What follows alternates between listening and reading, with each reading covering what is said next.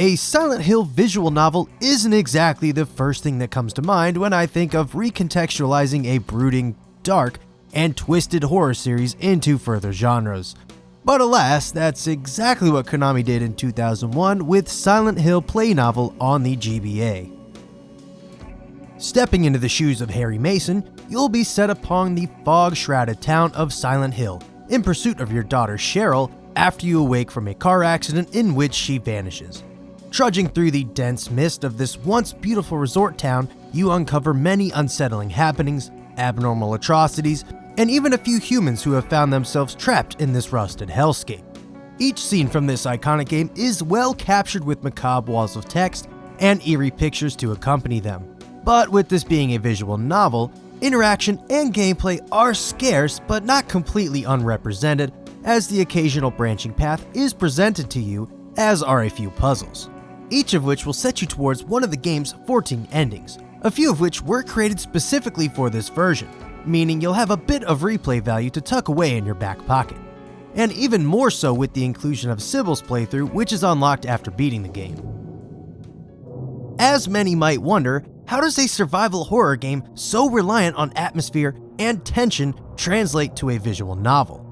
Honestly, it ends up being better than one might presume, making for a captivating read that, at times, did have me on edge, as the writers for this game brilliantly paint pictures with lavish descriptions and put words to thoughts and scenarios that would otherwise go undescribed in typical video game format.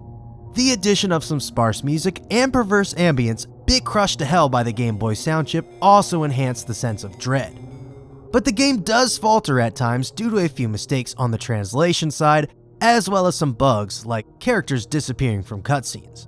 Not to mention, the game crashed on me at one point.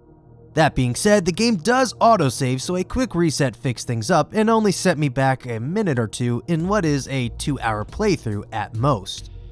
All in all, I won't hold that against the game too much, as it's kind of a miracle that someone decided to translate this at all, as I'm sure this was not an easy undertaking.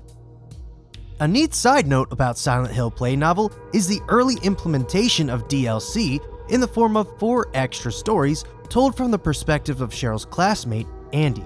This was supposed to be split across 4 parts, one for each season, but only the first portion was ever released through the short-lived mobile system GB service in 2001. Unfortunately, this is considered lost media at this point, as the data was only temporarily saved to carts and almost nothing about this story exists anymore aside from it being mentioned in the game's official guidebook. But all of this really begs the question, why does this game exist?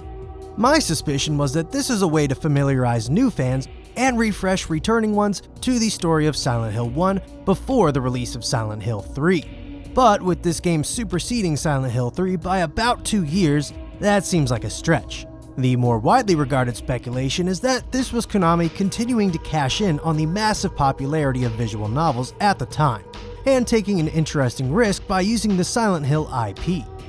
As a fan of Silent Hill, this is a fascinating oddity amongst the series, which is no stranger to spin-offs and remakes, but even still, I sit there and question my sanity knowing that Konami made a Silent Hill visual novel for the Game Boy Advance of all things.